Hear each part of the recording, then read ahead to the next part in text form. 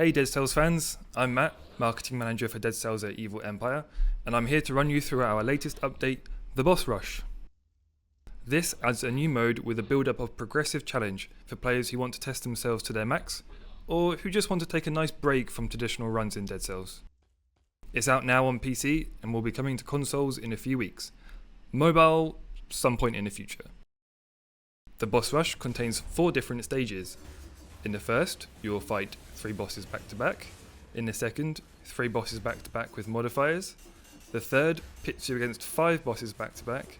And finally, the fourth gives you 5 bosses back to back with modifiers. But what are modifiers, I hear you ask? Basically, we've given the bosses even more ways to kick your butt. Think extra limbs, healing powers, and more buddies to help them kill you. Everything you need to make a decent challenge and more. In the Boss Rush, you will only encounter the bosses that you have already fought at least once in game. You don't need to have beaten them, just met them one time. This means that if you don't own a certain DLC, the boss from that DLC won't appear in your Boss Rush runs. The bosses that you face are randomly selected from the following tiers. Tier 1 is Concierge, Conjunctivius and Mamatic. Tier 2 is Timekeeper, the Giant and the Scarecrow. Tier 3 is Hand of the King, the Servants, just the final fight, not the entire tower, and the Queen. The stages with 3 bosses will put you against 1 Tier 1 boss, 1 Tier 2, and finally, you guessed it, 1 from Tier 3. Easy.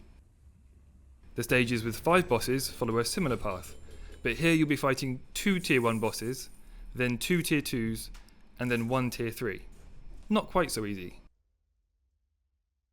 Between each tier section, you'll find a transition room containing items and shops, plus the opportunity to do item rerolls, mutation changes, and health refills.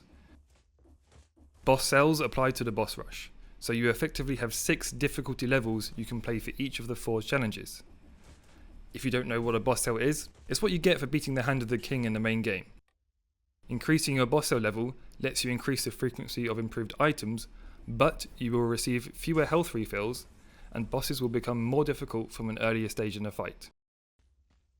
At the beginning of each stage, there is a choice between brutality, tactics, and survival. Once you choose which build you want to play with, you will automatically be given stats focused on the one that you chose, as well as an amulet, and there will be a choice of relevant builds in the following room, as well as the Guion that allows you to choose your mutations. So that's how it all works. It's pretty simple stuff. Now let's move on to the shiny things. There are more goodies to unlock as you progress through the stages, if you can progress of course. These goodies will unlock depending on which of the 4 stages you beat, the difficulty at which you beat it, and by that I mean which boss cell level you had applied, and if you managed to beat the run without taking a single hit. I can't imagine we're going to see many players with the Unlockables from completing a 5 boss cell flawless run, but we'll see. We have a new tactics weapon to unlock called the Glyphs of Peril. This fires a ranged attack with 7 attacks in its combo. The more health that you're missing, the more of the combo will be unlocked. It's kind of a risk-reward weapon that will let you rip through your enemies if you're nearly dead, but one little hit and you're out. Next up is a new brutality skill, the Taunt. This ridiculously childish skill riles up an enemy so much that it will relentlessly pursue you for 20 seconds. In doing so, it drops its guard, so it takes 75% more damage from melee attacks during its pursuit. Hey, we never promised you that we'd be mature. The last gameplay unlockable is a mutation called Wish. Lovely. This gives you a guarantee that the next weapon you pick up is legendary. Once chosen, it cannot be removed, just like the YOLO mutation, so you should be sure that you want to use it, otherwise you'll be limited to only 2 other mutations once you've used Wish. We've also got new unlockables that are just for bragging rights. There are 6 new skins to discover, with various barbarian and boss themes. We've even thrown in some luminous ones, which bring a whole new meaning to glow-ups. Even better than that is a customizable statue, designed just for you by your #1 fan. They're making a grand statue of you as some kind of borderline obsessive tribute, and as you progress through the boss rush, you'll be able to add shiny new elements to it. Just please stay humble.